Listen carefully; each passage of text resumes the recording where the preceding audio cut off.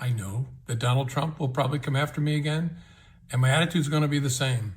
I'm innocent, I am not afraid, and I believe in an independent federal judiciary, the gift from our founders that protects us from a would-be tyrant.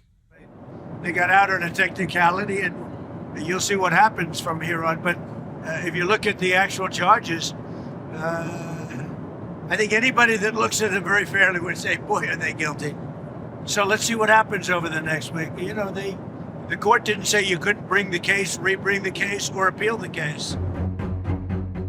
James Comey predicted it when the judge threw out the charges against him on Monday. And then Trump went ahead and said it.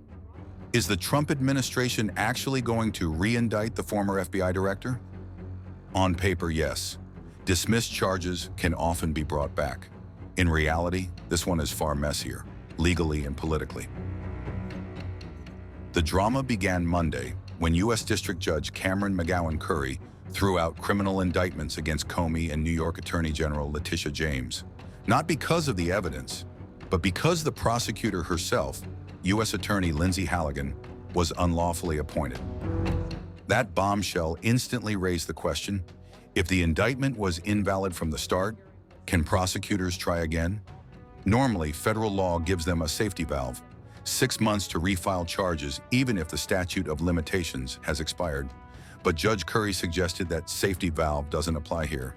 In a sharply worded footnote, she wrote, "An invalid indictment cannot serve to block the door of limitations as it swings closed." Translation: if the prosecutor wasn't lawfully appointed, the indictment never existed in the eyes of the law, so it can't pause the clock. Notably, the statute of limitations on Comey's alleged false statements to Congress from 2020 expired on September 30th. So unless that original indictment counts, the deadline is already gone. But the judge's comments aren't binding.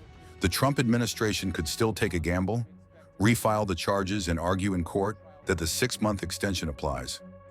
And they're gearing up for a long fight. The administration has already announced plans to appeal Curry's ruling, insisting Halligan was validly appointed. That appeal heads next to the Fourth Circuit and potentially all the way to the Supreme Court. The 60-day clock for refiling charges only starts once those appeals are exhausted. The Justice Department's criminal cases against former FBI Director James Comey and New York Attorney General Letitia James have now been dismissed, but that does not mean that that's the final word in the cases. That's because the Justice Department says it intends to appeal and will do so immediately. The initial appeal would go to a Richmond, Virginia-based federal appeals court, but it could also reach the Supreme Court in a fresh test of constitutional authority. There's also the possibility that the Justice Department might seek to refile the cases. It could presumably do so with a different prosecutor in the Letitia James case.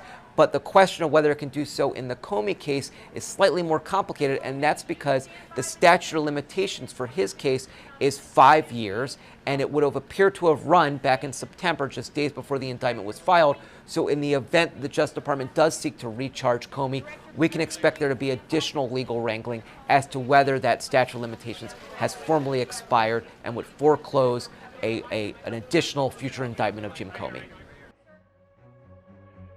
Meanwhile, Comey isn't celebrating.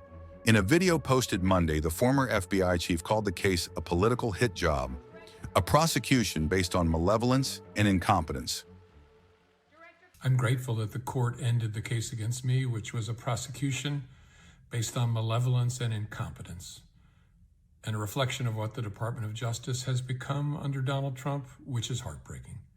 This case mattered to me personally, obviously, but it matters most because a message has to be sent that the President of the United States cannot use the Department of Justice to target his political enemies.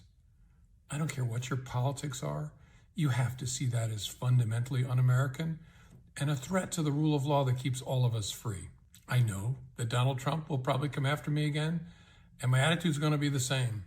I'm innocent, I am not afraid, and I believe in an independent federal judiciary, the gift from our founders that protects us from a would-be tyrant.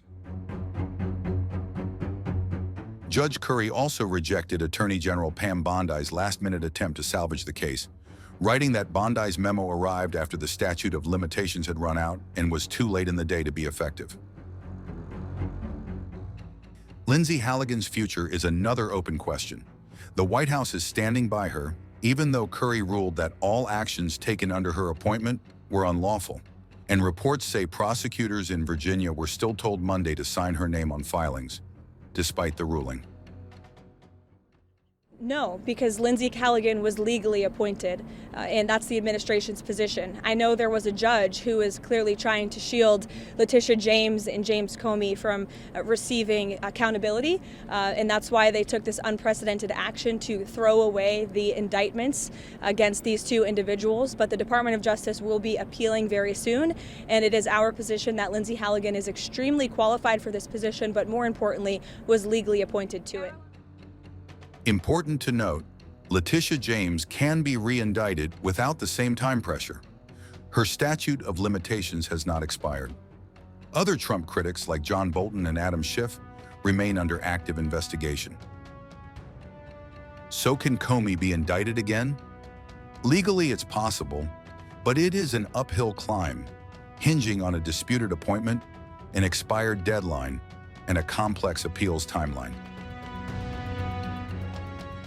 One thing is certain, this legal fight isn't over. Not for Comey, not for the Trump administration, and not for the federal judiciary now caught in the middle.